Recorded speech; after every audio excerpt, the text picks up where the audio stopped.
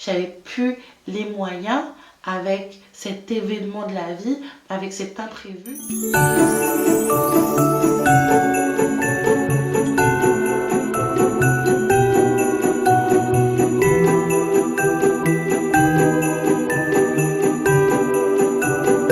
Coucou les filles, j'espère que vous allez bien et bienvenue dans un nouveau vlog. Je sais, j'ai pas vlogué hier et j'avais pas l'intention de vlogger aujourd'hui, mais disons que je n'avais pas le cœur à ça.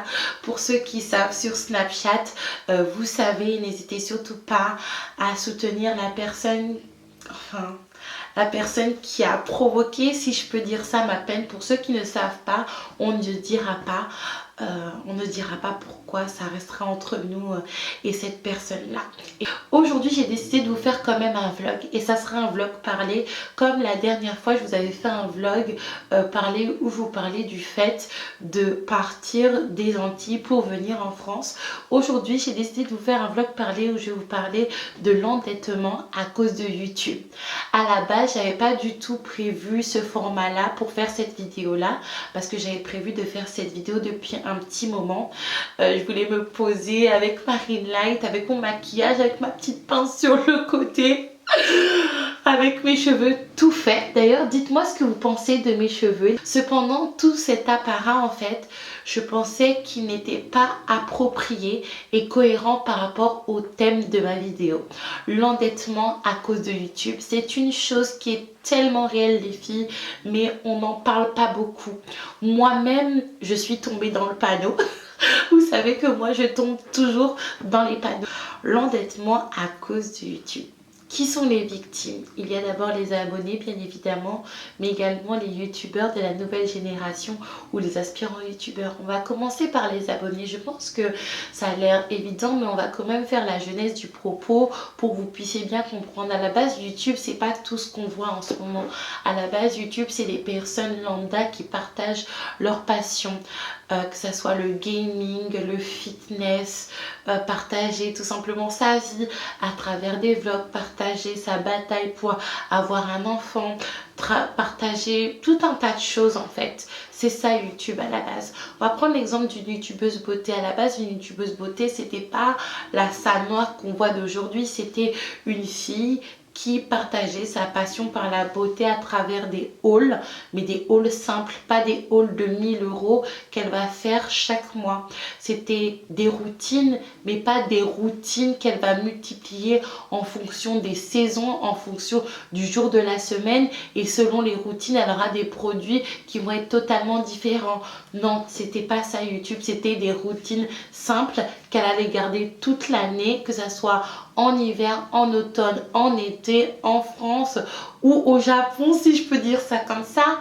À la base, c'était des filles simples qui proposaient des tutos avec maximum 3 palettes différentes. C'est pas tout ce qu'on voit actuellement YouTube. Également dans le passé, les youtubeuses, c'était pas vraiment des youtubeuses en fait, c'était des copines qui s'exposaient un petit peu sur internet et qui partageaient leurs conseils. Et qu'est-ce que vous faites quand vous partagez les conseils d'une copine? Vous la copiez, ça s'appelle le phénomène du mimétisme, de faire la même chose qu'une copine ou même qu'une personne qu'on n'aime pas vraiment et qu'on jalouse secrètement. On connaît tout ça. Cependant, YouTube a évolué et c'est bien l'évolution, c'est même impératif, je pense, que ça soit dans des structures, dans une entreprise ou même dans la vie d'une personne à part entière. YouTube a évolué et les youtubeuses ont évolué. On est passé de filles lambda à des superstars du net avec le corps, la plastique et le visage qui va avec, si je peux dire ça comme ça, et toutes les habitudes de consommation de la youtubeuse du passé a totalement disparu. Maintenant, disons que voilà. C'est de l'utilisation industrielle de produits qu'elles achètent, mais également produits qu'elles reçoivent énormément. À mon stade, je ne reçois pas beaucoup de produits parce que je ne fais pas partie de la catégorie des youtubeuses qui va recevoir beaucoup de produits, mais par exemple une Sananas ou même une fille sur YouTube qui n'a pas forcément beaucoup d'abonnés mais qui fait partie de la génération Dantan va recevoir énormément de colis par semaine, c'est-à-dire énormément de produits à un tel point que d'une vidéo à une autre, en fait, on ne va pas retrouver les produits. Enfin bref. Et au milieu de cette cacophonie, il y a qui? Il y a les abonnés qui écoutent toujours religieusement cette youtubeuse et ses conseils beauté, parce que là, je donne l'exemple de la beauté. Mais maintenant, disons sur YouTube, la youtubeuse, c'est plus le lundi, elle va te conseiller du NARS, le mardi du Dior, le mercredi du Yves Rocher, le jeudi du Kat Von D, le vendredi du Jeffree Star, le samedi elle va te proposer quoi? Tiens, du Too Faced, et le dimanche elle va te proposer du Estée Lauder. Et ça va créer déjà dans un premier temps une confusion dans la tête des abonnés, parce qu'elles vont se dire mais attends, quel produit je dois utiliser, surtout dans le milieu du maquillage. Il y a tellement de techniques différentes pour une surface quand même assez limitée sur notre corps. Et en plus de ça, ça va générer un syndrome d'achat compulsif afin de ressembler à la youtubeuse. Il n'y a pas besoin d'être jeune et influençable pour ça. Je m'explique. Les youtubeuses en question, elles ont un argument de taille pour vous faire acheter ces produits-là. Leur plastique, leur apparence. Par exemple, Sananas. On va pas se mentir que quand Sananas te présente un produit, ça te donne directement envie d'acheter, parce que tu te dis en mettant ce produit là, j'aurai le teint flawless, j'aurai l'arête du bout du nez parfait, parce que tu te dis Sananas, bon elle se maquille bien mais quand même se peinturer le visage, tout le monde peut le faire, c'est le produit qui fait que ça rend bien plus que la technique de Sananas. Je sais pas si vous m'avez comprise, et c'est comme ça que ça va générer sur certains d'entre nous des achats compulsifs. Moi, je vais vous donner mon exemple par rapport aux cheveux. Je ne sais pas si vous vous rappelez la période juste avant que je parte de Martinique. J'avais les cheveux naturels, mais j'avais envie de, voilà, de faire un wave, de me défriser les cheveux. Et je regardais deux youtubeuses à cette époque, Sandra Cerise et Armelle Paradise. Je me rappelle, je regardais assidûment leurs vidéos et j'avais même recommencé toute leur chaîne et regardé toutes leurs vidéos. Et ces deux youtubeuses là ont réussi à me faire acheter toute la gamme de Keraker, que ça soit pour les cheveux naturels mais également pour les cheveux chimiquement traités, parce qu'elles avaient un argument de taille, leurs cheveux. Je me disais que si j'utilisais les mêmes produits qu'elles, les mêmes techniques qu'elles, que j'allais avoir les cheveux longs jusqu'au tété et que j'allais avoir de beaux cheveux. Bref les filles, ce que je vous ai exposé avec mon exemple, c'est le schéma qui mène au surendettement, à l'endettement à cause de YouTube. Je vais acheter tel produit pour avoir les mêmes cheveux que telle youtubeuse, tel fer à lisser pour avoir le même résultat que telle youtubeuse, tel fond de teint pour avoir le même rendu que telle youtubeuse, tel linge pour avoir la même prestance que telle youtubeuse. Et puis si ça ne marche pas, on passe à l'autre youtubeuse. Et si ça ne marche pas encore, on passe encore à une autre youtubeuse. Et si le résultat escompté n'est pas assez, ne me plaît pas assez, je passe à une autre youtubeuse. Parce qu'il faut savoir que dans le secteur de la beauté, on n'est jamais satisfait. C'est pour ça que toutes les youtubeuses que vous voyez, elles passent de fond de teint en fond de teint, de anti-cerne à anti-cerne, de fard à joues à fard à joues, de highlighter à highlighter. On n'est jamais satisfait. Je pense que c'est le propre de la femme. Donc voilà comment on peut arriver à un surendettement, parce que les youtubeuses que vous voyez là, qui utilisent 36 000 produits, la plupart du temps, elles reçoivent ces produits-là et c'est très très bien pour elles. Et moi, à mon petit niveau, pardon, j'en fais partie. Mais vous, en tant qu'abonné, vous payez ça de votre poche. 20 € plus 20 € plus 20 € plus 20 €, on arrive vite à 300 €. Et les filles, je vous parle en connaissance de cause. Des fois, vous vous dites, bon, c'est juste 10 €, 9 €, 19,90 €. Mais on arrive vite à 300 €. Vous voyez, ne pensez pas que quand les youtubeuses disent, moi, mon métier, c'est youtubeuse, je travaille dans le marketing digital, qu'elles font style pour justifier une profession qui n'en est pas une à vos yeux. Être youtubeuse, c'est une profession, c'est du marketing digital, c'est vendre sur internet. Tout simplement. Vous savez, quand une personne vous dit quelque chose, il faut savoir écouter, et si vous n'avez pas compris, allez chercher dans le dictionnaire qu'est-ce que ça veut dire. Les youtubeuses, elles sont là pour vendre. Déjà, tout ce qui est de leur apparat, maquillage, produits pour les cheveux, habits, tout ce qu'elles portent, mais également ce qui est dans leur décor. Parce que moi, j'en suis la preuve vivante, les filles. J'ai acheté produit sur produit sur produit sur produit sur produit, alors que je ne pouvais pas me le permettre. Mais l'envie était plus forte dans le sens où je voulais avoir les mêmes cheveux que Sandra Cerise. Je voulais avoir les mêmes cheveux que Armel Paradise. Je vous donne les deux exemples parce que c'est les filles que je regardais énormément à l'époque. La vente. Donc les filles, la chose que je peux vous conseiller par rapport à votre consommation de YouTube en tant qu'abonné, regardez YouTube dans ce qui est beauté pour les produits, etc., comme le téléachat. Moi, j'aime beaucoup regarder le téléachat. Je vais pas vous mentir, regarder tel robot pour faire ci, regarder telle serpillière pour faire ça, mais il faut une autre serpillière qui coûte un autre prix pour faire les plafonds. Moi, j'aime beaucoup regarder le téléachat.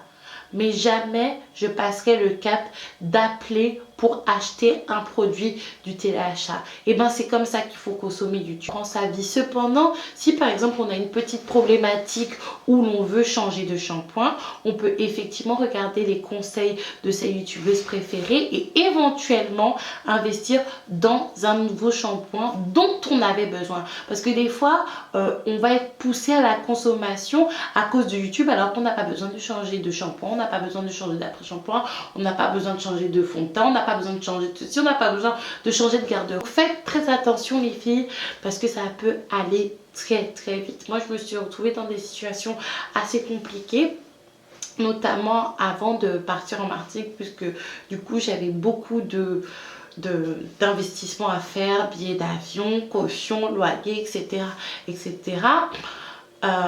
Au lieu de mettre l'argent qui me restait de côté, je me suis acheté des produits pour les cheveux, tout simplement parce que je voulais avoir les cheveux de mes youtubeuses préférées, et finalement je n'ai jamais eu les cheveux ou le soupçon de cheveux de mes youtubeuses préférées. Donc il faut faire très attention. Après, je ne dis pas que ces filles-là sont des menteuses, loin de là. Cependant, chaque produit ne va pas forcément réagir de la même manière sur des cheveux différents, sur une peau différente. Même par rapport au linge, vous n'allez pas forcément avoir la prestance d'une telle youtubeuse si vous mettez le même linge qu'elle. La deuxième population qui est touchée par l'endettement à cause de YouTube, c'est les youtubeurs eux-mêmes. Les nouveaux youtubeurs, les youtubeurs de la nouvelle génération ou les aspirants youtubeuses. Oui, youtubeurs. Donc, comment on peut s'endetter quand on veut faire YouTube ou quand on fait YouTube? Je vous ai expliqué les filles, YouTube a changé. Avant, on filmait avec sa webcam intégrée à son ordinateur. On s'en foutait de filmer dans ces cadres-là, avec un peignoir qui traîne, des linges qui sont là, des produits de beauté qui sont apparents, des cernes apparentes. Vous voyez ce que je veux dire? On filmait tel qu'on était, avec pas forcément une qualité au top, avec pas forcément un éclairage au top. C'est d'ailleurs pour ça que je n'ai pas mis ma ring light aujourd'hui. Cependant, YouTube, quand on veut commencer cette expérience et que déjà en amont on va regarder les vidéos comment commencer YouTube, on va vous dire qu'il faut une belle qualité d'image, il faut un bel éclairage, il faut un beau décor, il faut un beau ceci, il faut un beau cela. Et qu'est-ce qu'il faut pour avoir toutes ces choses de qualité? De l'argent. Il faut investir dans une bonne caméra. On va vous dire d'investir dans un réflexe que moi j'ai acheté. Je vais vous raconter son histoire d'ailleurs. On va vous dire qu'il faut investir dans des éclairages. Quand vous ne savez pas encore chercher, que vous n'avez pas les mots techniques pour aller droit au but, vous pouvez casquer énormément d'argent dans les éclairages. En tant que youtubeuse qui se respecte, vous allez également aménager un décor pour filmer, pour donner envie aux spectateurs de regarder. Maintenant, dans le YouTube d'aujourd'hui, c'est tout à fait normal, mais ça va demander des frais frais quand même. J'ai oublié de vous dire, on va également vous dire dans ces vidéos d'investir dans les logiciels de montage. Et c'est quel logiciel de montage qu'on conseille à tous les youtubeurs? Final Cut Pro. Et Final Cut Pro n'est disponible que sur Mac, donc vous devez acheter un Mac. Donc vous voyez les dépenses exorbitantes que ça incombe. Moi, quand j'ai commencé YouTube à perte. Et c'est le cas de beaucoup de monde qui veulent faire les choses bien, parfaitement, qui sont perfectionnistes. Pas forcément qui veulent réussir, mais qui sont perfectionnistes. Et YouTube, c'est comme ça que ça se passe maintenant, malheureusement. Tu vas aller te coucher? Qu'est-ce qui t'arrive? Allons se coucher. Allons se coucher. Changement de linge, tout simplement parce que ma fille m'a vomi dessus. Enfin. Après, il y a certaines qui vont me dire, non Maïka, tu sais, maintenant il y a les 4 fois sans frais qui existent sur Cdiscount. Parce que ici, maintenant, on va parler des vraies choses. Oui, il y a les 4 fois sans frais qui existent. Cependant, en parlant de 4 fois sans frais, on parle directement d'endettement puisque c'est un crédit avec votre carte bleue. Moi, personnellement, je ne suis pas vraiment fan des 4 fois sans frais. Je ne suis pas vraiment fan des crédits, à part pour acheter une maison. Vous pouvez faire un 4 fois sans frais quand vous avez besoin d'acheter quelque chose qui va vous revenir à 20, 10, 30 euros par mois. Quand c'est des gros montants du style 250 euros par mois, les filles, je ne vous le conseille pas. Et je vais vous raconter très rapidement mon expérience avec les 4 fois sans frais par rapport à YouTube. Je pense que vous vous rappelez toutes de mon Mac que j'avais, mon Mac de bureau. Je l'avais racheté parce que je voyais que tout le monde avait ça sur YouTube et tout le monde disait qu'il fallait avoir ça pour faire des jolis montages. Donc je me suis dit que j'allais investir dans un Mac de bureau. À l'époque, j'étais en CDI chez Primark, complété évidemment par le RSA parce que j'étais maman de Nounou Lapin qui était tout petit à l'époque. Et donc, je me suis dit, pourquoi pas acheter un Mac de bureau? Pas le nouveau, parce que tout simplement avec Mac, il n'y a pas besoin d'acheter les tout nouveaux modèles pour faire du bon travail avec. Et pourquoi pas de surcroît faire un 4 fois sans frais, comme ça sera beaucoup plus léger pour moi à payer. Et ça me revenait à 250 euros par mois environ, ce qui était tout à fait abordable par rapport à mes charges, mon loyer, mes factures, etc. etc. Donc j'ai payé la première mensualité à 250 euros. Cependant, quelques semaines plus tard, j'ai perdu mon travail. Pas parce que je me suis virée, pas parce qu'on m'a annulé ma période d'essai et qu'on m'a remercié, tout simplement parce que je suis tombée malade. Je faisais des grosses crises d'angoisse, des attaques d'angoisse. C'est un petit peu compliqué ce que je vais vous expliquer par la suite, mais vous allez comprendre. Comme je vous ai dit tantôt, moi je touchais mon salaire plus un complément des cependant, je pense que pour toutes les personnes qui sont à la CAF et qui touchent ce type de RSA, il me semble que c'est le RSA travailleur, parce que ça fait très longtemps que je n'ai plus touché cette allocation. Vous devez faire une actualisation tous les 3 mois afin qu'on rééquilibre, qu'on vous augmente ou qu'on vous baisse ou carrément qu'on vous supprime votre RSA si vous avez reçu un salaire entier, par exemple du style 1500, 1800 euros, d'accord? Et du fait que j'ai perdu mon travail, je ne touchais plus mon salaire, mais pendant 3 mois, je devais toucher le RSA travailleur comme si j'avais un salaire. J'avais plus les moyens avec cet événement de la vie, avec cet imprévu, de rembourser ce 4 fois sans frais. Comment j'ai remboursé ce 4 fois sans frais? Parce que j'ai pas fui mes responsabilités quand même. J'ai pleuré à la banque postale. Et dans un geste de générosité, si je peux dire ça, la banque postale m'a accordé un découvert beaucoup plus important. Donc c'est encore de l'endettement, si vous suivez bien, pour rembourser ma première dette avec mon 4 fois sans frais. Voilà pourquoi je ne suis pas fan des 4 fois sans frais. En fait, quand c'est des montants importants, tout simplement parce qu'on ne sait jamais ce qui peut se passer dans la vie. Vous pouvez avoir un travail aujourd'hui et ne pas l'avoir demain. Et le piège avec les 4 fois sans frais de Cdiscount, c'est que les personnes qui sont interdites bancaires peuvent contracter des 4 fois sans frais. Je connais des personnes qui sont interdits bancaires, qui ont une carte en relief et qui font des 4 fois sans frais sur ces discounts. Après, il faut savoir que ces personnes sont assez réglo compte tenu de leur situation. Donc, vous voyez les filles, pourquoi je ne suis pas fan de tout ça.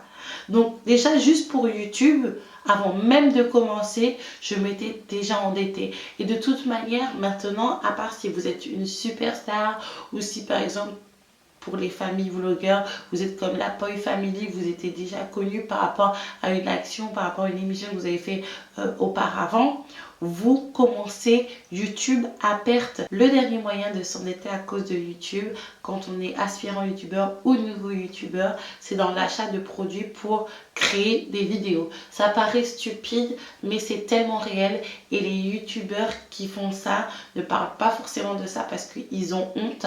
Ils aimeraient que ça soit des partenariats.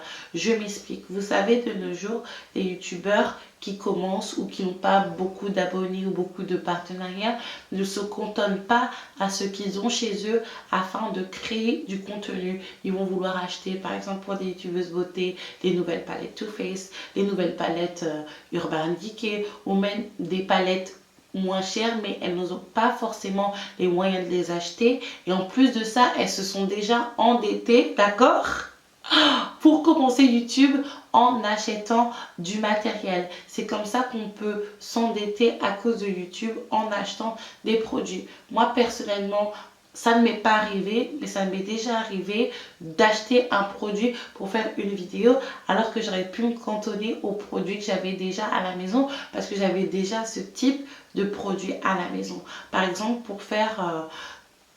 j'ai un petit peu honte de vous dire ça, les tutos maquillage que je faisais à l'époque au tout début de ma chaîne. J'avais acheté une palette Too Faced alors que j'avais déjà une palette Zoeva à la maison. N'hésitez pas à vous dire ce que vous pensez de cette vidéo, à me partager votre avis sur la question. Moi je vais me coucher et je vous retrouve demain pour un nouveau vlog.